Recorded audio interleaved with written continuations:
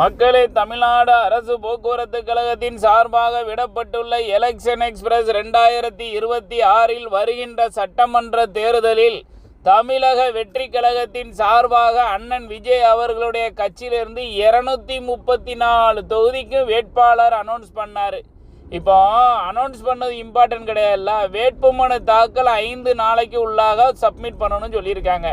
இந்த அணில் குஞ்சிகளோ இந்த தற்கொலைகளோ இதுக்கு முன்னாடி வரைக்கும் இவன் எலெக்ஷனே பார்க்கல. இவன் 234 தொகுதியில் அப்ளிகேஷன் போட்டான்னா அவர் 100 கழிச்சு விடுதாரா, 134 தள்ளி விடுதாரா, எத்தனை அப்ளிகேஷனை அக்செப்ட் பண்ணுறாங்கன்னு தெரியல. இவனுக்கு தான் எழுதவே தெரியாத பூராவே இருக்கும்.